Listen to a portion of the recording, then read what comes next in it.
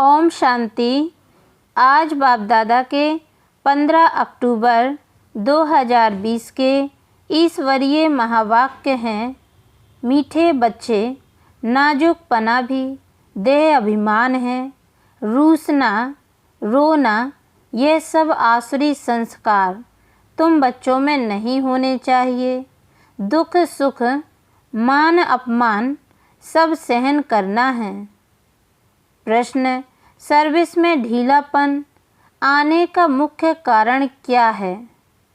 उत्तर: जब देह अभिमान के कारण एक दो की खामियां देखने लगते हैं तब सर्विस में ढीलापन आता है। आपस में अनबनी होना भी देह अभिमान है।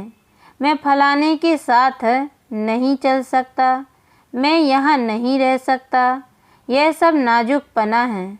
यह बोल मुख से निकालना माना कांटे बनना, ना फरमान बरदार बनना। बाबा कहते बच्चे तुम रूहानी मिलिट्री हो, इसलिए ऑर्डर हुआ तो फौरन हाजिर होना चाहिए। कोई भी बात में आनाकानी मत करो। ओम शांति। रूहानी बाप बैठ रूहानी बच्चों को समझाते हैं। बच्चों को पहले पहले यह शिक्षा मिलती है कि अपने को आत्मा निश्चय करो। देह अभिमान छोड़ देही अभिमानी बनना है। हम आत्मा हैं, देही अभिमानी बने तभी बाप को याद कर सकें। वह है अज्ञान काल, यह है ज्ञान काल। ज्ञान तो एक ही बाप देते हैं जो सर्व की सद्गति करते हैं, और वह है निराकार, अर्थात उनका कोई मनुष्य आकार नहीं है।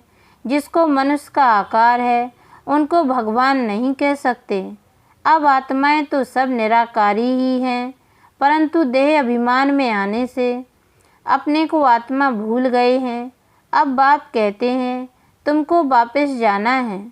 अपने को आत्मा समझो, आत्मा समझ बाप को याद करो, तब जन्म जन्मांतर के पाप भस्म हों। और कोई उपाय नहीं। आत्मा ही पतित, आत्मा ही पावन बनती है। बाप ने समझाया है पावन आत्माएं हैं सत्युग त्रेता में, पतित आत्मा फिर रावण राज्य में बनती है। सीढ़ी में भी समझाया है जो पावन थे वह पतित बने हैं। 5000 वर्ष पहले तुम सब आत्माएं शांति धाम में पावन थीं, उसको कहा ही जाता है निर्माण धाम। फिर कलयुग में पतित बनते हैं, तब चिल्लाते हैं हे पतित पावन आओ। बाबा समझाते हैं बच्चे, मैं जो तुमको ज्ञान दे रहा हूँ पतित से पावन होने का, वह सिर्फ मैं ही देता हूँ, जो फिर प्रायः लोप हो जाता है। बाप को ही आकर सुनाना पड़ता है। यहाँ मनुष्यों ने अथाह शास्त्र बनाए हैं। सतयुग में कोई शास्त्र होता ही नहीं, वहाँ भक्ति मार्ग रिंचक भी नहीं। अभी बाप कहते हैं तुम मेरे द्वारा ही पतित से पावन बन सकते हो। पावन दुनिया जरूर बननी ही है। मैं तो बच्चों को ही आकर राजयोग सिखाता हूँ। दैवी गुण भी धारण करने हैं। रूसना, रोना, यह सब आसुरी स्वभाव हैं। बाप कहते हैं दुख सुख, मान अपमान सब बच्चों को सहन करना है। नाजुकपना नहीं, मैं फलाने स्थान पर नहीं रह सकती हूँ, यह भी नाजुकपना है। इनका स्वभाव ऐसा है, यह ऐसा है, वैसा है, यह कुछ भी रहना नहीं चाहिए। मुख से सदैव फूल ही निकलें, कांटा नहीं निकलना चाहिए। कितने बच्चों के मुख से कांटे बहुत निकलते हैं। किसको गुस्सा करना भी कांटा है। एक दो में बच्चों की अनबनी बहुत होती है। देह अभिमान होने के कारण एक दो की खामियां देखते खुद में अनेक प्रकार की खामियां रह जाती हैं, इसलिए फिर सर्विस ढीली पड़ जाती है। बाबा समझते हैं यह भी ड्रामा अनुसार होता है, सुधरना भी तो है। मिलिट्री के लोग जब लड़ाई में जाते हैं तो उनका काम ही है दुश्मन से लड़ना। फ्लड्स होती है व कुछ हंगामा हुआ तो भी बहुत मिलिट्री को बुलाते हैं। फिर मिलिट्री के लोग मजदूरों आदि का काम भी करने लग पड़ते हैं। गवर्नमेंट मिलिट्री को ऑर्डर करती है यह मिट्टी सारी भरो। अगर कोई ना आया तो गोली के मुंह में, गवर्नमेंट का ऑर्डर मानना ही पड़े। बाप कहते हैं तुम भी सर्विस के लिए बांधे हुए हो। बाप जहाँ भी सर्विस पर जाने के लिए बोले झट हाजिर होना चाहिए। नहीं माना तो मिलिट्री नहीं कहेंगे, वह फिर दिल पर भी नहीं चढ़ते। तुम बाप के मददगार हो सबको पैगाम देने में। अब समझो कहाँ बड़ा म्यूजियम खोलते हैं। कहते हैं 10 माइल दूर है, सर्विस पर तो जाना पड़े ना, खर्चे का ख्याल थोड़ी करना है। बड़े से बड़ी गवर्नमेंट बेहद के बाप का ऑर्डर मिलता है, जिसका राइट हैंड फिर धर्मराज है। उनकी श्रीमत पर ना चलने से फिर गिर पड़ते हैं। श्रीमत कहती है अपनी आँखों को सिविल बनाओ, काम पर जीत पाने की हिम्मत रखनी चाहिए। बाबा का हुक्म है, अगर हम नहीं मानेंगे तो एकदम चकनाचूर हो जाएंगे। 21 जन्मों की राजाई में रोला पड़ जाएगा। बाप कहते हैं मुझे बच्चों के बिगड़ तो कभी कोई जान न सके। कल्प पहले वाले ही आहिस्ते आहिस्ते निकलते रहेंगे। यह है बिल्कुल नई नई बातें। यह है गीता का युग, परंतु शास्त्रों में इस संगम युग का वर्णन नहीं है। गीता को ही द्वापर में ले गए हैं, लेकिन जब राजयोग सिखाया तो जरूर संगम होगा ना। परंतु किसकी भी बुद्धि में यह बातें नहीं हैं। अभी तुम्हें ज्ञान का नशा चढ़ा हुआ है, मनुष्यों को है भक्ति मार्ग का नशा। कहते हैं भगवान भी आ जाए तो भी हम भक्ति नहीं छोड़ेंगे। यह उत्थान और पतन की सीढ़ी बहुत अच्छी है, तो भी मनुष्यों की आंखें नहीं खुलती हैं। माया के नशे में एकदम चकनाचूर हैं। ज्ञान का नशा बहुत देरी से चढ़ता है। पहले तो दैवी गुण भी चाहिए। बाप का कोई भी ऑर्डर हुआ तो उसमें आनाकानी नहीं करनी है। यह मैं नहीं कर सकता हूँ, इसको कहा जाता है ना फरमान बरदार। श्रीमत मिलती है ऐसा ऐसा करना है तो समझना चाहिए कि शिव बाबा की श्रेष्ठ मत है। वह है ही सदगति दाता। दाता कभी उल्टी मत नहीं देंगे। बाप कहते हैं मैं इनके बहुत जन्मों के अंत में प्रवेश करता हूँ। इनसे भी देखो लक्ष्मी ऊंच चली जाती है। गायन भी है, फीमेल को आगे रखा जाता है। पहले लक्ष्मी फिर नारायण, यथा राजा रानी तथा प्रजा हो जाती है। तुमको भी ऐसा श्रेष्ठ बनना है। इस समय तो सारी दुनिया में रावण राज्य है। सभी कहते हैं राम राज्य चाहिए। अब है संगम। जब इन लक्ष्मी नारायण का राज्य था तो रावण राज्य नहीं था, फिर चेंज कैसे होती है यह कोई नहीं जानते। सभी घोर अंधियारे में हैं। समझते हैं कलयुग तो अभी छोटा बच्चा है, रेगड़ी पहन रहा है, तो मनुष्य और ही नींद में सोए हुए हैं। यह रूहानी नॉलेज रूहानी बाप ही रूहों को देते हैं। राजयोग भी सिखलाते हैं। कृष्ण को रूहानी बाप नहीं कहेंगे। वह ऐसे नहीं कहेंगे कि हे रूहानी बच्चों। यह भी लिखना चाहिए रूहानी नॉलेजफुल बाप स्पिरिचुअल नॉलेज रूहानी बच्चों को देते हैं। बाप समझाते हैं दुनिया में सभी मनुष्य हैं देह अभिमानी।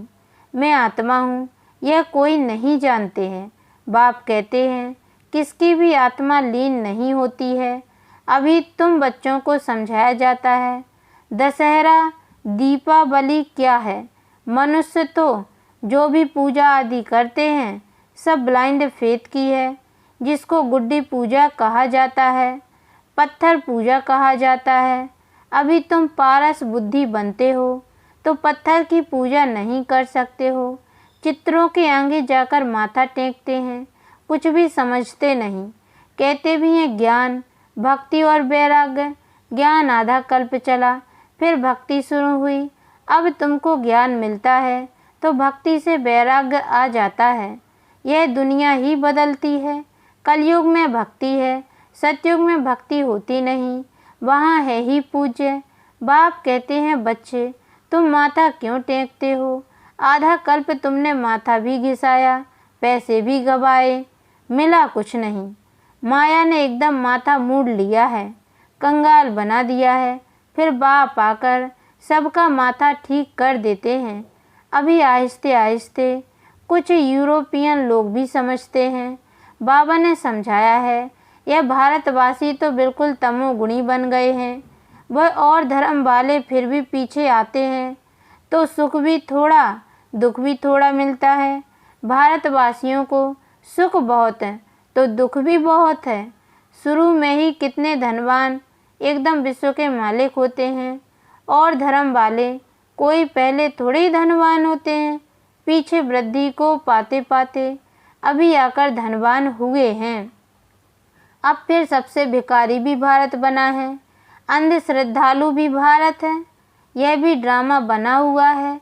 बाप कहते हैं, मैंने जिसको हेवन बनाया वह हेल बन गया है। मनुष्य बंदर बुद्धि बन गए हैं, उनको मैं आकर मंदिर लायक बनाता हूँ। विकार बड़े कड़े होते हैं। क्रोध कितना है, तुम्हारे में कोई क्रोध नहीं होना चाहिए। बिल्कुल मीठे शांत अति मीठे बनो। यह भी जानते हो कोर्टों में कोई ही निकलते हैं राजाई पद पाने वाले। बाप कहते हैं, मैं आया हूँ तुमको नर से नारायण बनाने। उसमें भी 8 रत्न मुख्य गाए जाते हैं। 8 रत्न और बीच में है बाप।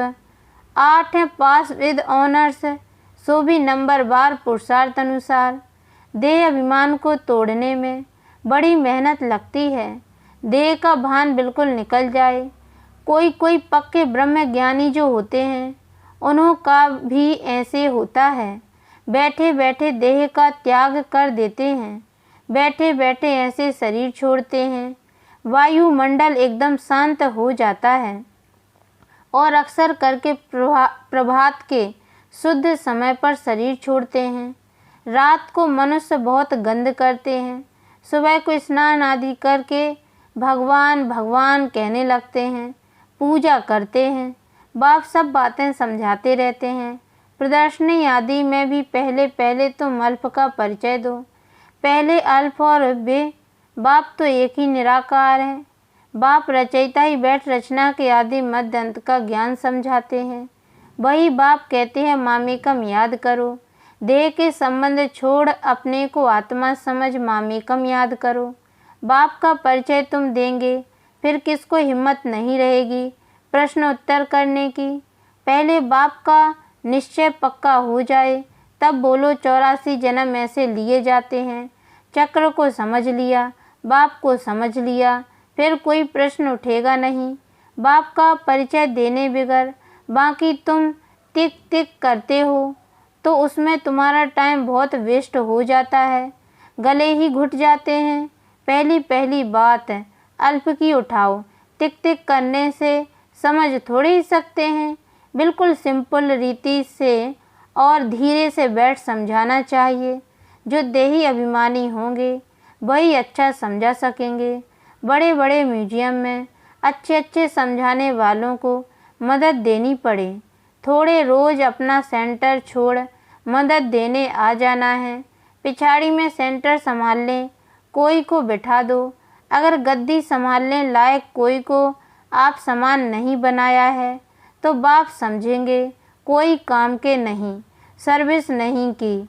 बाबा को लिखते हैं, सर्विस छोड़ कैसे जाएं? अरे बाबा हुक्म करते हैं, फलानी जगह प्रदर्शनी है, सर्विस पर जाओ। अगर गद्दी लायक किसको नहीं बनाया है तो तुम किस काम के? बाबा ने हुक्म किया है, झट भागना चाहिए। महारथी ब्राह्मणी उनको कहा जाता है। बाकी तो सब हैं घोड़े सवार, प्यादे। सबको सर्विस में मदद देनी है। इतने वर्ष में तुमने किसको आप समान नहीं बनाया है तो क्या करते थे? इतने समय में मैसेंजर नहीं बनाया है जो सेंटर संभाले। कैसे कैसे मनुष्य आते हैं जिनसे बात करने का भी अक्ल चाहिए। मुरली भी जरूर रोज़ पढ़नी है अथवा सुननी है।